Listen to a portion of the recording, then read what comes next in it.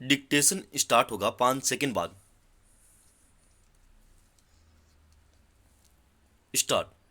राजस्थान कर्मचारी चयन बोर्ड ने लगभग 300 व्यक्तियों की भर्ती के लिए एक प्रतियोगी परीक्षा 2015-16 के लिए एक विज्ञापन जारी किया, जिसमें से 16% अनुसूचित जाति के लिए और 24% अनुसूचित जनजाति के लिए आरक्षित थे।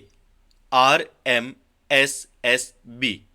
ने 714 सफल उम्मीदवारों के नामों की सिफारिश की, जिनमें आरक्षित श्रेणियों में 20 शामिल थे, जिन्हें 24/11/2015 को गृह विभाग द्वारा अनुमोदित किया गया था, क्योंकि RMSSB द्वारा आरक्षित श्रेणियों में काफी अपर्याप्त संख्या में उम्मीदवारों की सिफारिश की गई थी।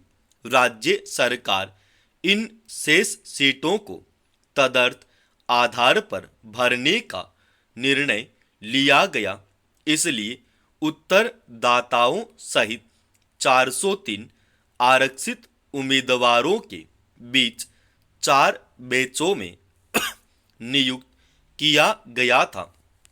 इन उम्मीदवारों के नाम रोजगार कार्यालय द्वारा प्रायोजित किए गए थे और उन्हें विधिवत गठित चयन समिति द्वारा उपयुक्त पाया गया था, जिन्होंने साक्षात्कार लिया था।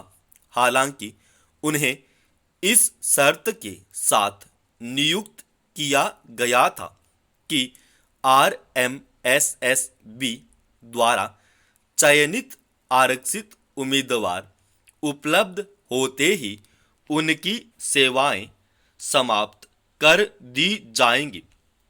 31/10/2015 को राज्य सरकार ने राजस्थान मंत्री स्तरीय सेवा नियम 1951 के नियम 3 में संशोधन किया, जिससे RMSSB को प्रतियोगी परीक्षा के माध्यम से उम्मीदवारों की भर्ती करने का अधिकार मिल गया। एक अन्य राज्य संकल्प दिनांक 4/3/2015 द्वारा पिछले संकल्प से प्रभावित तदर्थ नियुक्तियों के नियमितीकरण को कनिष्ठ सहायकों के रूप में प्रारंभिक नियुक्ति की तारीख से पूर्वव्यापी प्रभाव दिया गया था। इस शर्त के साथ कि वरिष्ठता के संदर्भ में उन्हें हमेशा उसी दिन नियुक्त RMSSB द्वारा चयनित उम्मीदवारों से नीचे रखा जाना था।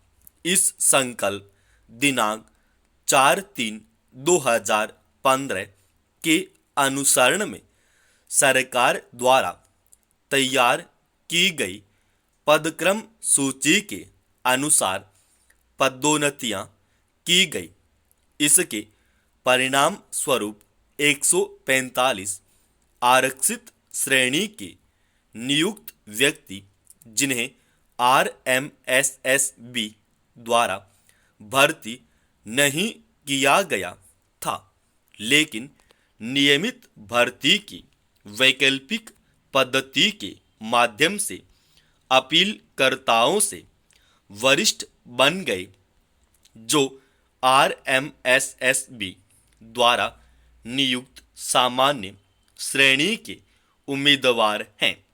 RMSSB द्वारा चयनित आरक्षित श्रेणी के कुछ उम्मीदवारों ने लोअर डिवीजन असिस्टेंट के कैडर में उनकी वरिष्ठता के निर्धारण के साथ साथ वरिष्ठता के कथित गलत निर्धारण के परिणाम स्वरूप कुछ नियमित उम्मीदवारों को वरिष्ठ सहायक के पद पर पदोन्नति को चुनौती दी।